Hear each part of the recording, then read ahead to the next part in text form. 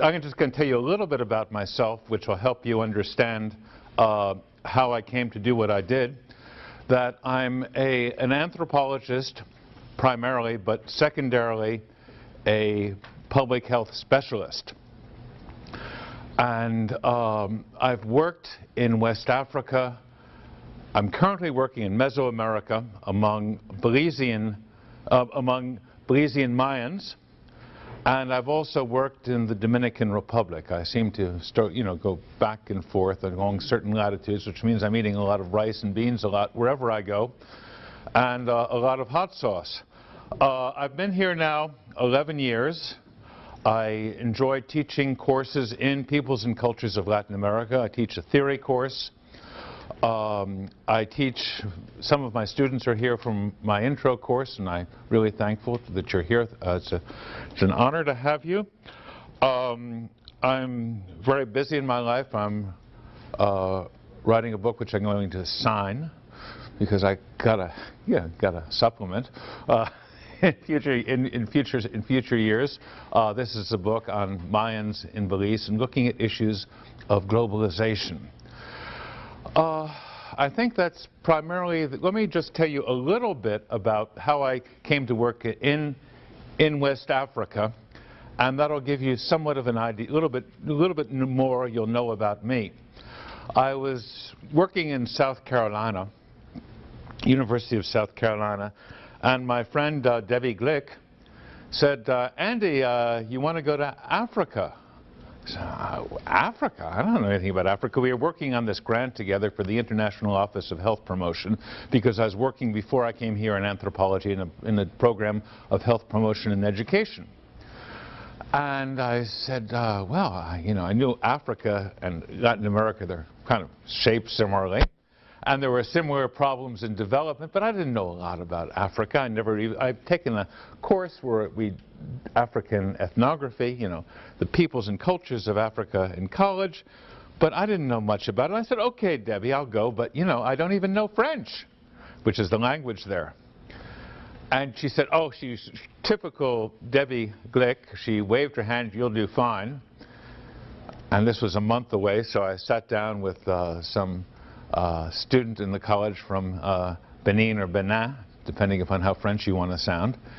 And I resuscitated a year or two of French, which I learned in high school. And when I got to Guinea, West Africa, and you'll see where that is in just a moment, I tried to talk French, but Spanish used to come out with a little bit of French. And I get very, very frustrated, and everybody was convinced this guy must be Italian because he's just too emotional. I was so damn frustrated. But I managed to get through it, and I was there for 24 days. And it was probably the most exciting work that I had ever done. I was so impressed by my colleagues there who I was working with. I'd never been with people who worked quite so hard, who were so acute, so really on task all the time. And also the country was a very interesting place when I got there. It was 1988, the first time I was there. And which means it was about 3 years into what basically was a period of freedom. That is, prior to that, up until the latter part of 1984, they were utterly dominated by some guy by the name of Sékou Touré, whom you may not have heard of. Most likely, well, I didn't know much about Sékou Touré until I got there. And Sékou Touré kept a lid on the country. If anybody painted their house, there was immediately an investigation. Where did you get money for the paint?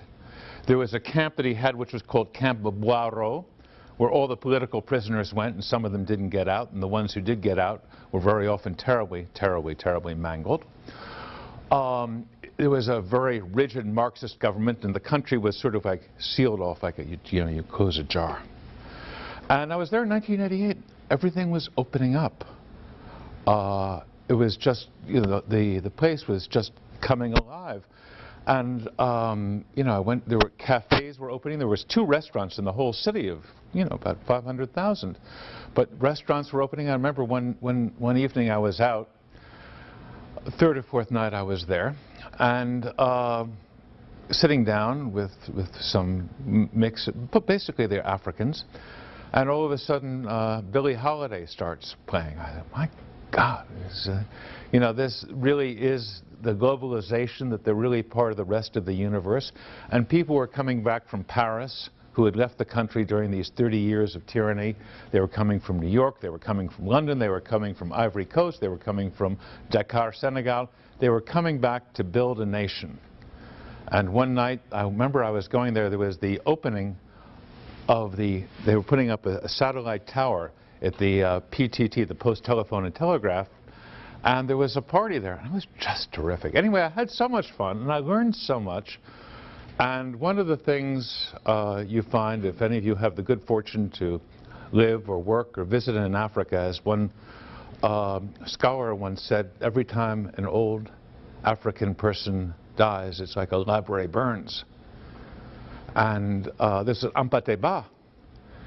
And talking with people there, and the extraordinary sense they have of their history, of the legends they can tell you, the family stories, observations on life. I mean, it's such an oral and reflective society. It doesn't mean that they're all the same, but there are these qualities of, you know, oral traditions, and everybody, it seems like everybody is a historian, and everybody knows key facts of their background. And one background that I became particularly acutely aware of was that of the Fulani when I was there in 1988. I remember I was walking around the city. I walked all over the city. At this point it was 1988 and it was still safe. The Conakry had not joined the rest of the world and become dangerous. And I came across, I was in this one area called Dixine. And Dixine is an interesting community, neighborhood, quartier as they call it, within Conakry, because there's one half of it is Dixine Fula, which is where the Fulani is, and the other half of it is Dixine Susu, where the Susu people are, very different people. One of the things when you go to Africa that you'll find, and I hope you all go there, is that, you know, you can have an ethnic group here. They call them ethnic groups in West Africa. In East Africa they say tribes. You say someone's a tribal person in West Africa, they're going to want to slug you. What are you, making me a primitive? Anyway, the difference between let's say the Susu and the Fulani and one group and another is as radical as the difference of Norwegians and Sicilians. There is no plausible or immediate understanding of that which I would see as a African personality worldview, and for that matter maybe not an African childhood. As one person who became very famous wrote a book called The African Child Camera Lai. I have trouble with this. Anyway, I was very struck by the diversity, and there was something interesting, particularly that intrigued me about the Fulani people. The music was just not like any other music of the area. You couldn't dance to it. I was sure it had a lot of Saharan, North African influences. People looked very different. They had a different sort of air, a different personality, and people would speak.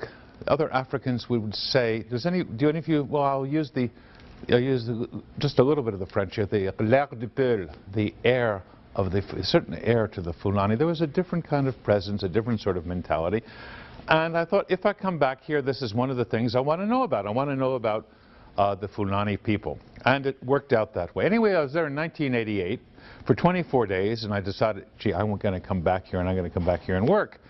And in 4 years' time, I had what we have in the university professors have, which is a sabbatical year, in which you can take off time to go off and do your own thing, to do your research.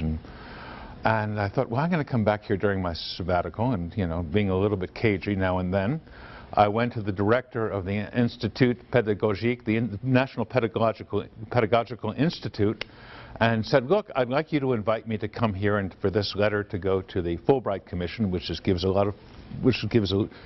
a lot of grants to go and study abroad, or alternatively, they give people abroad grants to come and study here. So I got my Fulbright. I took it on my sabbatical, and I stayed a year. And it was so productive and interesting, I said to the Fulbright people, hey, can I stay here another half year?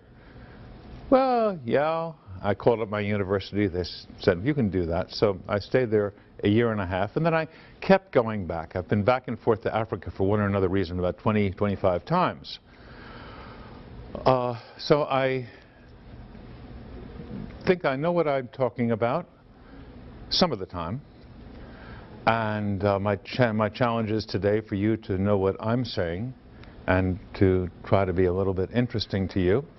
I've not just worked there as as a researcher. I was a teacher at the university, and I've consulted with for a variety of, the UN, World Health Organization, organizations like that, in getting my work done.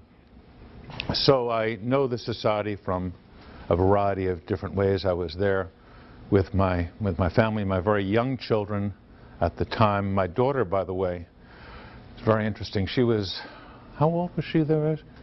She was about 12 or 11. And I used to let her walk around the streets, go everywhere. And I figured, she'll be fine, she'll be fine. And then one day she came to me and she, was convinced that I didn't care about her, I didn't love her. And I said, well, why do you feel this way, Rebecca?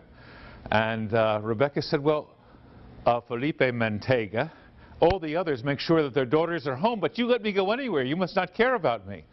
But I just knew intuitively, if she was out on the streets, people would take care of her, they would protect her. They protect people. And that's, maybe if one can say something about much of Africa, that one wouldn't want to say it all. There is a sense of communality and humanity such that children are protected, older people are cared for, people in trouble are reached out for. I've been to parts of the world where I just felt I could die on the street and people wouldn't mind. Now, Guinea at this point was an interesting place because there were no homeless people there. No homeless people. Everybody had someplace to go. And it was also a very fluid society. I remember one Friday afternoon, I was teaching up at the University of Kankan. I'm giving you all these place names and this sort of thing. And once you see the map, you'll understand where some of these places are. Good afternoon. I was teaching up at the University of Kankan, and I prepared some food for my children and myself, and someone comes into the little house I was staying in, and he sits down, fine. He takes some rice out of the bowl, and some sauce, I think I had some fish. He eats, and he leaves. This is fine, this is, there's such a fluidity, if there's a rice bowl, people can join in. There's not this sense of this is mine and that's yours. Okay, let me get into some of the material of my talk today, so you can feel that you know something as a result of having been here, not just know about myself. Janice, I'm having trouble. I know that the thing was loaded. My talk was loaded on here, but I don't seem to be able to find it.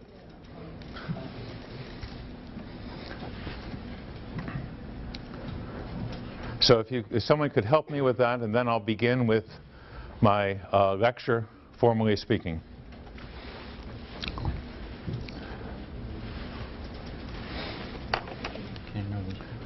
Okay, keep just clicking on it if you would. Yeah, so this one? Okay, yeah, that's it. So, I don't see where the, okay, fine. And then go down, up, okay. The Fulani culture, race, and the body.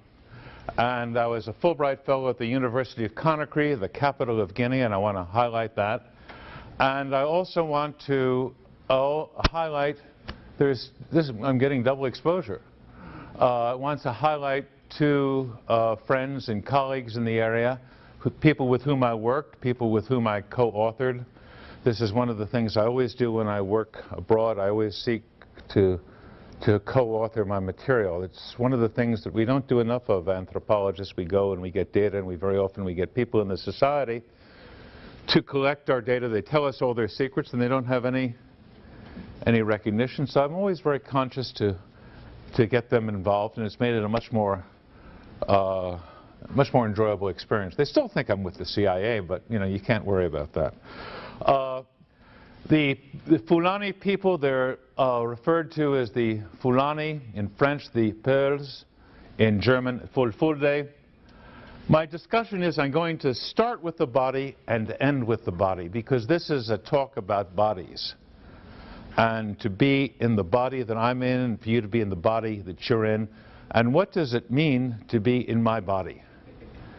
That is, to have my color and my physiognomy and my sense of myself and that which I carry around, the capability of a mind and a heart. What do I think of myself in my body? What do I think of you, not any one of you? What do I think of you in your body? Do I value my body, my physical presence, the way I look, my potential, my emotionality, my intellectuality, more than I value yours? Do I look at your body because it's blue or red or green and tend to think, oh, this person is not worthy, not fulfilling, not someone I'd want to be around, this person is dangerous, this person is unhealthy, green people are just not people I want to be with. Certainly I wouldn't want these people I'd want my daughter to be with. Okay. So I want to start with the body because that is essentially what I'm going to be talking about. Now there's no accident that I started out with the body, because I'm a medical anthropologist, and one of the things that I found out was the body is very important to the understanding people's self-identity. And in order to understand the focus of my research, which was malaria, I needed to understand the body. And the more I understand about the Fulani body, the more I realized that I was dealing with the subject of the value that they gave to their body and the different kind of value that they gave to other people's body, and the fact that they saw themselves and they saw others as what we would define, what we in this society would define as two different races. Now, I'm not by any means talking about the fact that they were in fact two different races, or you do a genotype of the group, or you look at them in a color chart like a painter has and say, oh, these have to be different races. I'm not saying that. What I'm saying is that there was this thing in their heads which says, these other people are not my people. They're a different people. They are a different race. They didn't use the word race. They would maybe say lineage, leñol. They would maybe say different people, but not race. But you'll see what I mean as I continue to talk more about how they saw each other. And what I want you to come away with today, by the time that I've finished my talk, is maybe 3 take-home points. And if I've done my job, you've gotten these take-home points. One is that the things that we see, which we may find disagreeable in the West, in the U.S., and maybe we found yet more disagreeable 20, 30, 40 years ago, or before Brown versus Board of Education, a number of other reforms where it was yet more blatant and drastic. The things that we see in the West, yeah, they happen elsewhere too, and in Africa as well. A second thing that I want you to think about is that this construction of the body as you know, so terribly important in identity. And the third, well, I'll get to that as we go on. Andy, I think you can use your remote right there. Is that the remote? Yeah, if I use my remote, I'm not. I'm just such a critter of habit. I'm sorry, Janice. I can't change. You give me some heads up beforehand, and I'll practice it. But you know, I'm used to looking at a computer screen and talking. So let me be myself, okay? Thanks. I'm going to have material on the slide. It doesn't mean that I'm going to read what's on the slide, but you may want to multitask and read and listen to me at the same time if this would be agreeable. The time of in Guinea, there were 40% of the population in Guinea. You'll see where that is, and they lived in an area of Guinea called the Fouta Djallon. Now, if I say the word Futa to you, what does that sound like? It sounds like Fulani. And the Jalon refers to the Jalonke people. So there were both the Fulani and, large numbers of Jalonke people living in this vast area in the middle of Guinea, which used to be forest, primarily forest land, and some degree savanna. And then once Fulani brought in their cows and cleared the land, it became largely grasslands. The Fulani are an ethnic or tribal group. We don't say tribal, but I'm going to say it once. Populous throughout West Africa. We find them in 15 different countries. There are likely 15 million Fulani, 12 million Fulani, 15 different countries. They all speak pretty much the same language with slight variations. And I was very excited to learn the language because I realized if I learned this language, I can talk with people in so many different countries. And yeah, they speak, but it's very tricky sometimes because the same word can have a very different meaning elsewhere. So I got myself in trouble a little bit, but basically the language is pretty much the same. They are a nomadic pastoralist people. That is, they had cows and they moved about with their cows where there was grasses for their cows to eat. They walked from one end of Africa to the other. They were wanderers. They still see themselves as wanderers. And they came to Guinea, the country of Guinea, which you'll see where it is in a moment, as a result of jihads. Jihads were not born in the 21st century or the 20th century with the Wahhabi and the Taliban and Al-Qaeda. No, jihads have been around as long as the Crusades have been around, as long as people have had religion, and the Fulani had their jihads. They came into Guinea primarily in the 18th century and basically dominated in the country. Okay. Now, where are we talking about? Guinea, let me bring you right where it is. You see the cursor? This is the country of Guinea. One of the things I'm always fascinated by, and one of the things that I really don't think about that much until I look at a map, is how very close South America is from Africa. I mean, they're really rather very close, maybe just a couple hours apart. You wouldn't think that if you call someone, let's say, in Fortaleza over here, you call someone in Liberia, you can call someone, let's say, at noon, and it'll be 3 or 4 o'clock in the afternoon there. It's really rather close. And it so strongly suggests why 13 times more of the African population wound up in South America as in North America. And is it Henry Louis Gates? Gates? What's his first 2 names? Henry Louis Gates has a recent coverage on that, a recent video on that, which would be well to understand. Okay, so in Guinea, and I said that they walked back and forth, following their cows from country to country. From the on the left side of the slide, you see Senegal, Gambia, Guinea-Bissau, Guinea, Sierra Leone, walking all the way through Ivory Coast, Ghana, Togo, Benin, Nigeria, up into Mali, Niger, Upper Volta, which is now Chad. They follow their cows from the 7th to the 15th latitudes north of the equator, usually at an elevation higher than the tsetse fly, and an elevation and northerly to an extent where the land did not become so terribly dry that it was impossible to adequately herd your cows. When the jihads happened, the Fulani settled in 4 specific areas.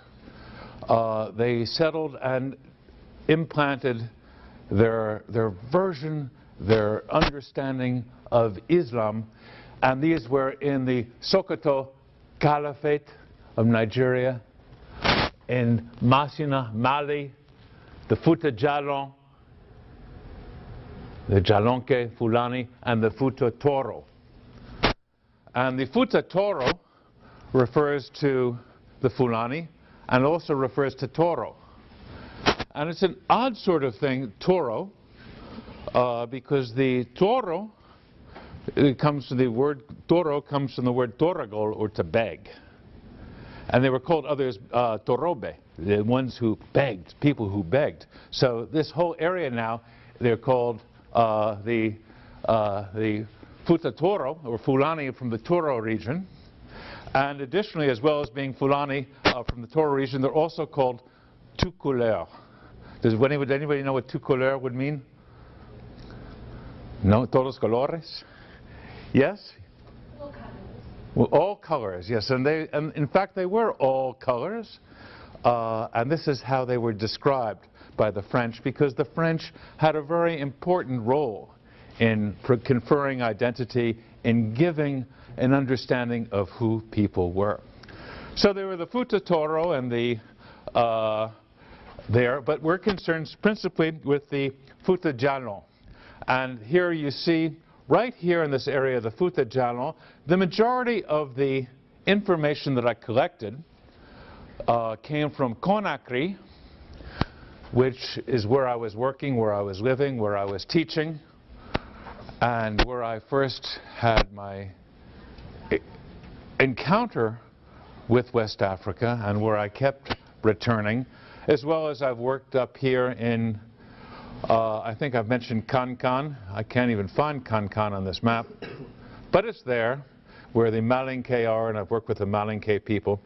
It's been a very interesting experience. I've been working in Mesoamerica more recently, and I can't wait to finish that work so I can get back to Africa.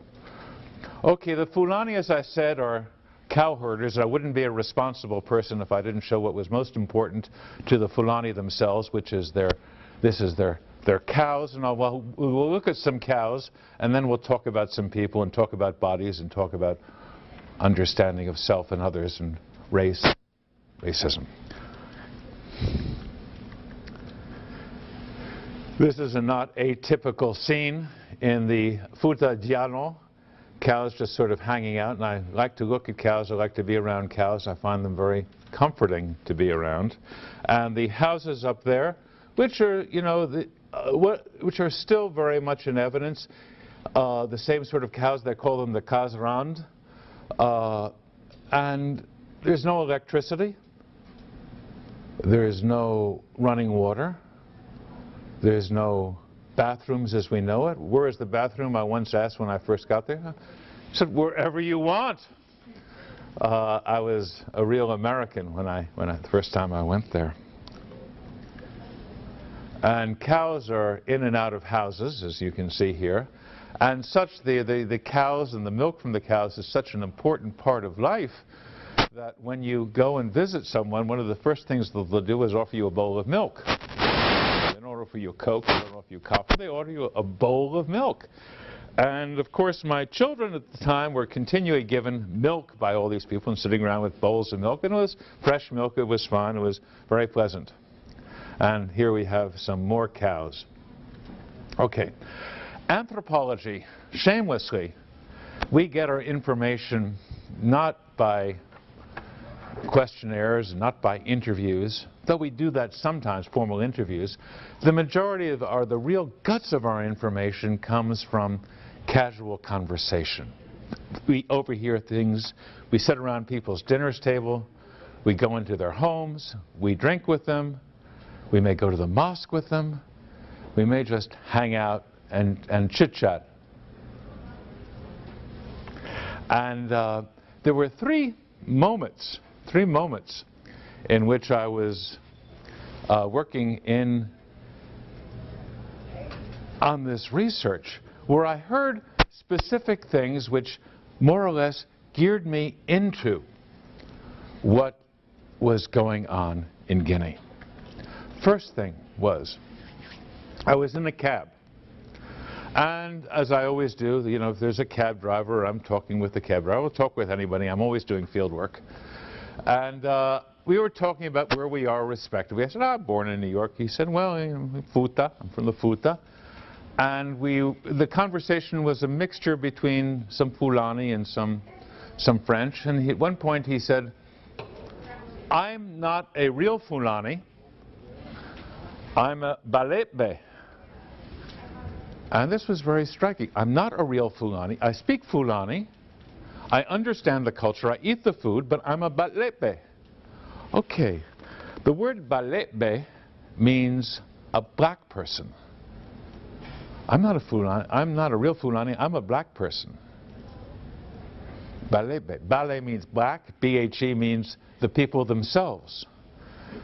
And what happened, where this word comes from, is a fascinating thing. I said they told you that the Fulani came down from Mali, largely, into Guinea.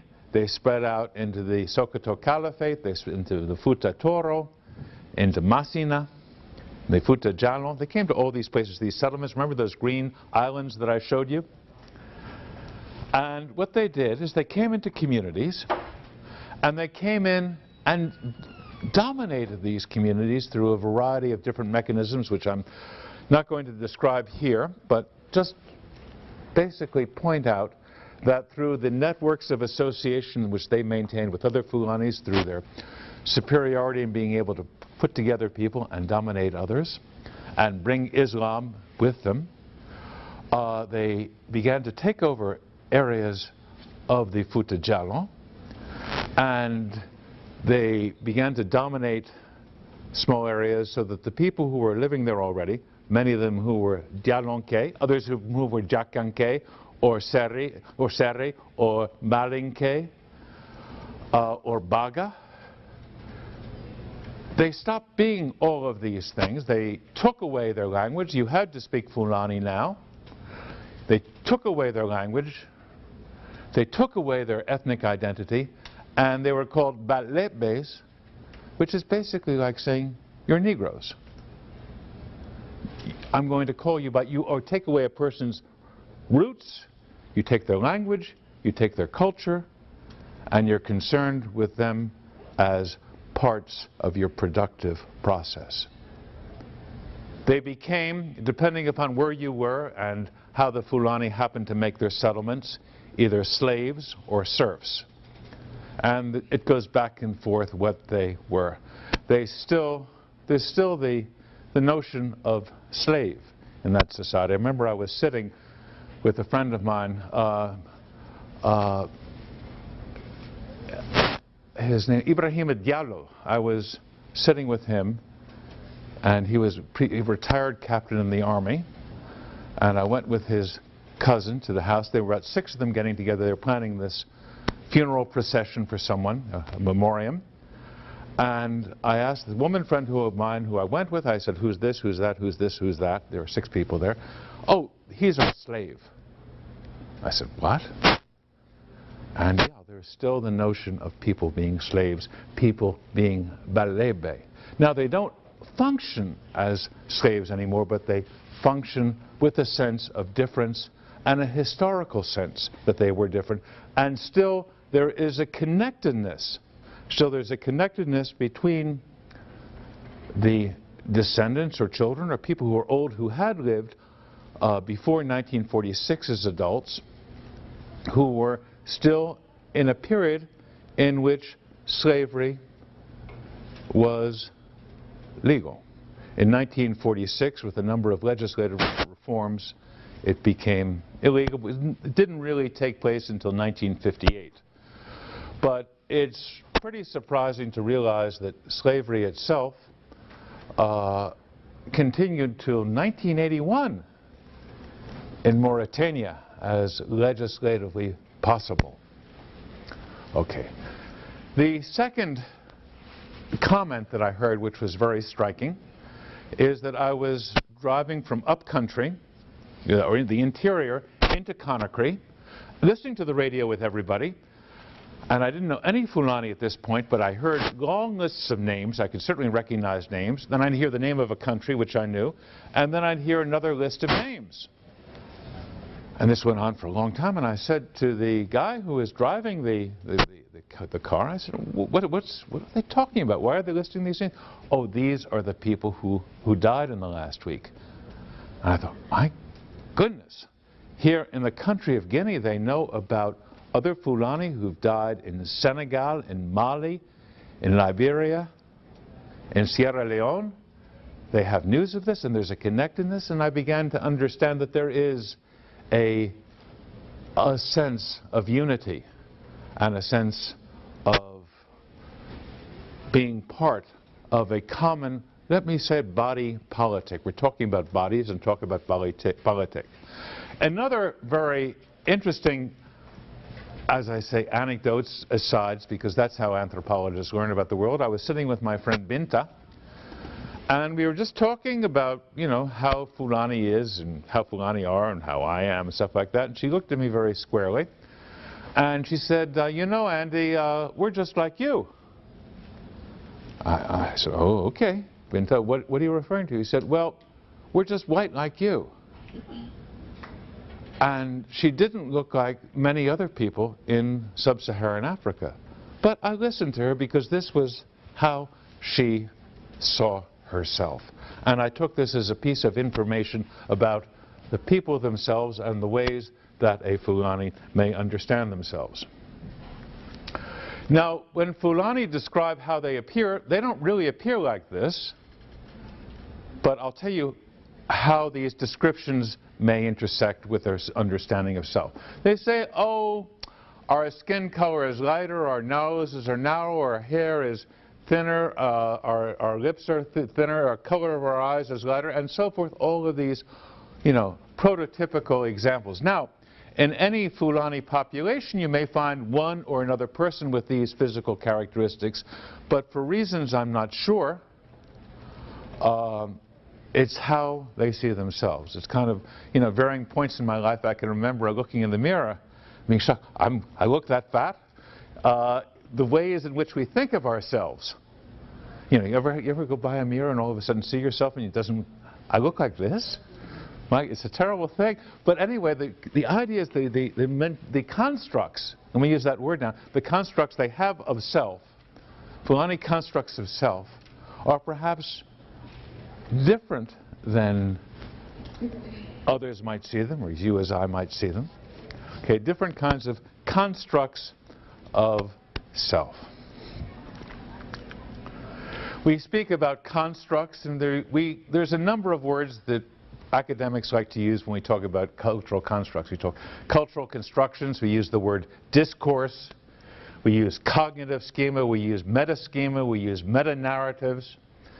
We use all these words which describe in some larger and grander way how we think of how people think of themselves. And when I talk about cultural constructions today or meta-narratives, you don't know what a meta-narrative is. And I'm sorry I'm using the word here without your fully understanding it.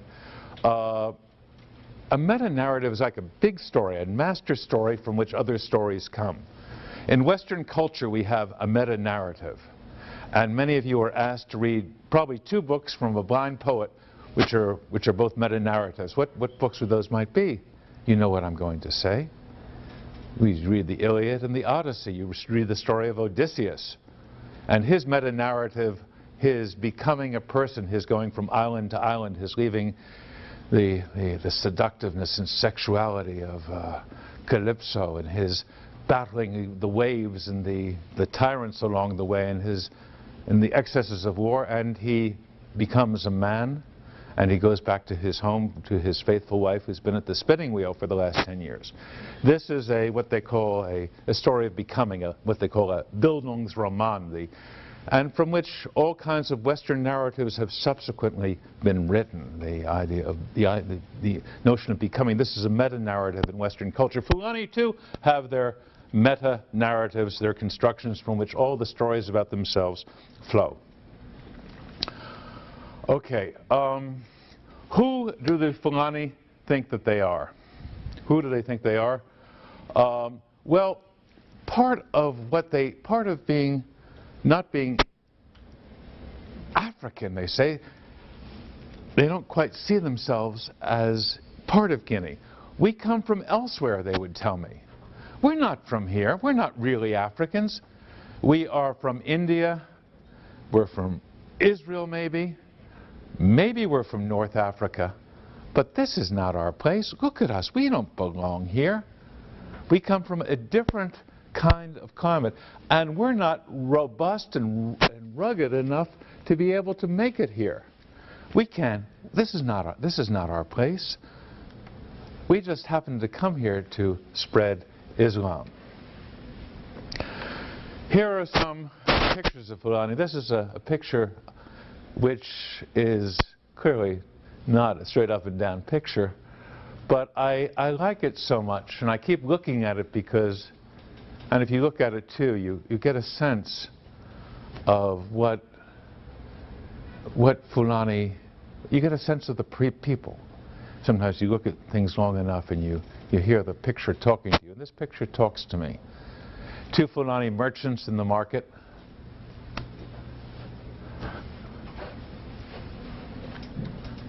And this is Mr. Diallo, who became a friend, who we would continually joke that we were brother-in-laws. He used to change money for me. This is a money bag on him. And these are Fulani in the Fouta Djallon.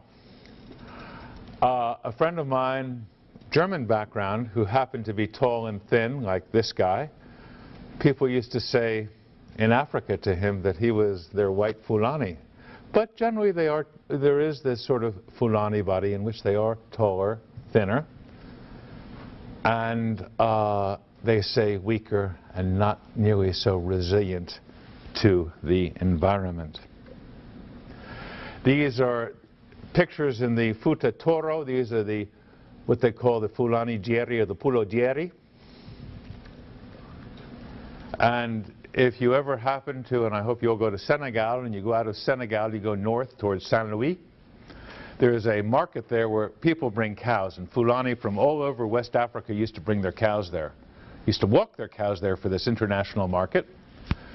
And now they truck them in, and these are couple pictures here I have of the market for cows. And you see Fulani from all different countries with different head wraps and different clothes and different customs, but they all talk with one another. It's another picture of the market. And this is a baptism that I was at. Another nice thing about being in Conakry is that whenever you walk out of the house, there's a party going on. There's always a party. There's always music. Someone's getting married. Someone's having a baptism. Someone's having a circumcision or just had. And it's party time all the time, and there's all the time music. And this is, I used to just sort of drop in on these parties and just look around like an anthropologist going where I shouldn't, but it all worked out okay because they figured I didn't know any better. This is a Fulani at the marketplace who would sell roots, bark, and the innards of trees, the sap, from which he would make a variety of medications. And this is the intrepid anthropologist off in the Fouta Djallon with my notebook, smiling always, and maybe I was well received. I hope so. I had a very nice time whenever I was there. And this is a picture of the vast fields of the Fouta.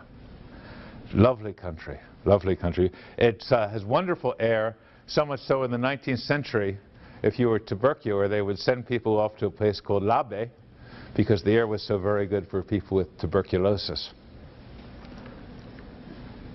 Fulani space. This is very important to understand. Very important. Remember I told you about the Balebe, the black people? Well, the Balebe, they were agriculturalists. And they were sedentary. They didn't go places. And still, they're agriculturalists in Guinea, and they just stay put. Of course, nomadic pastoralists or pastoralists, even transhuman, that is seasonal pastoralists, or people who just herd cattle, they move about. They have no problem moving about and going from place to place. You have the lowlands here where lived the Balebe, the serfs or slaves, and also a sort of like middle social rung between the Balebe and the people up there who you think lived up there, the nobles, the Fulani, the Fulani nobles, whom they called Fulbe. And on the space, on ideas of the space, of, landscapes are part of nature, perhaps. I say perhaps because we do so much to landscapes to make them our own, but very often we write on the landscapes with our mind. We have certain ideas. This is the area on the upper part of the slide. This is the area for the nobles. This is reminiscent of where we came from in northern Africa, the dry areas of northern Africa. Or maybe it was Israel, or maybe it was India. Wasn't here. This is the closest we can get. Down here where it's wet and turns out unhealthy, this is the area for the Balebe. Now, as we look at this up-down kind of difference, we find as well a variety of the world as it's constructed, the narratives of the Fulani. There's the highland, the lowland. Fulbhe, which is plural for Fulani, and Balebe, pastoral, agricultural, dry land, wetland, salutary or healthy climate, and polluting climate. Light-skinned, they think of themselves this way, and dark-skinned. Noble, serf, frail. The Fulani were frail, while the Balebe were robust. Fulani would joke, it wasn't true, but they said they didn't even take us as slaves because we were so weak and small. They didn't want us. They were transported as well, and there's some interesting literature and memoirs about people who were slaves who lived in this period. The Fulani saw themselves as carnal, as cerebral, thoughtful, intellectual, bringing Islam. The Balebe were strong, but they didn't have the same attitudes. Islamic, the highlands, animist, lowlands. Highlands, sickly body versus lowlands, resistant body. These oppositions. And a series of schematic oppositions provide a cognitive map, how the world is seen, which is superimposed on the landscape. But I was thinking primarily about malaria. No one's going to pay me to go study racism in Africa or racial categories in Africa. No one's going to pay me to do that. I'm not an expert in this. But I learned a lot, and maybe they would pay me now, but there's no reason for me to do this because I've already been. I went there to study malaria. And in order to study malaria, I learned a lot about racial understandings, or understandings of self, identity, the body, and how the body plays such an important role here. It started out with an understanding of the word bu, B-H-U-U. Bu refers to wetness, coldness. And once I learned the word bu, it took me on a linguistic adventure, which I didn't imagine that I would get on when I was starting this research.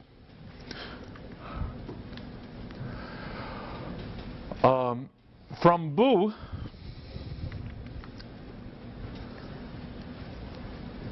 the wetness, you had wetness in the soil.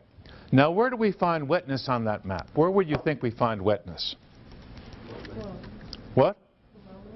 The lowlands. The lowland was wet, and the lowlands were unhealthy. You find bu down there. And then bu itself enters the body. The wetness enters the body. Illness enters the body, and enters in it with a word called burudan. Bu enters the body, and it becomes burudan. And I don't want to get too heavy into that, but it's a mixture between coldness and wetness and water entering the body, and the water liquid, which is called dyan. Okay. So you have burudan, which goes into the body, becomes internalized in the body, from which all illnesses flow. And you find the first part, the root of this, bu, added on other word endings, other inflections, transformations, modifications on the root, additions, such that you find, from bu, from the water going inside, you can get a boil, budi, you can get a tumor or a goiter in your neck, which is called a bole. You can have a swelling of the arms, which they'll call bulal. You can get a rash, which is called bule. You can get an enlarged stomach, or enlarged heart, or enlarged liver, which is called bubaru. You can get a variety of problems which happened below the waist, called buri nuru. No one knew what the hell nuru was. I asked a lot of people, what is nuru? And they said, I don't know, it's part of a disease. But part of the understanding of nuru comes by looking at the word. Nuru is an ngo word, NGO. There are 24 different cases in Fulani language. 24 different cases. I mean, in French, Spanish, we have le and la, or el and la. But in Fulani, there's 24. And ngu refers to small round objects. So buri nuru is probably buri, the wetness with small round objects. And the best I was able to make sense of this is that the wetness, the sort of slime, congeals, and it causes a congestion, such that buri nuru is associated with constipation, hemorrhoids, infertility, blockages. There's buri dupatodi, hernia, hemorrhoids, the state of being sick, burugol. And all of this comes from dynamics of bu, which is bundu, a spring of water, butingol to make swollen, bubingol to make damp, or no buti, it springs forth. Now, why am I going through all of these damn things? Why talking about so many different inflections of bu? Well, the constructions, the understandings we have, which are very much related, as you'll see, to people, they infiltrate all parts of language. And language itself changes and thoughts change as well, anchored in central conceptions of wetness and people and wetness. And one of the things I want to point out, the third thing that I want to point out, is that our constructions of self, of race, are kind of like all over our body, all over our mind, all over our mind. They infect so many domains of our thinking. One cannot just have identity or be racist perhaps in one area, but the ways in which a word like bu is continually inflected. And there's so much imagination and so much creativity and so much dynamism in thinking and language that it pretty much takes over the whole language. We'll get into this in just a moment, and we'll find out why bu is important. Andy, I hate to interrupt you. Yeah. We're running out of time. Is Tilly here yet? Yes. Okay, fine. We'll be through in 10 minutes? Okay. The Fulani have a place in the social order, higher social order, lower social order. The Fulani say that their buri, the disease of buri, is their disease. This is our disease. This is our problem. The Balebe, who are on the lower land, do not suffer from buri. Buri becomes our disease. We are the ones who are susceptible. Here are some pictures from the Runde, where the Balebe lived.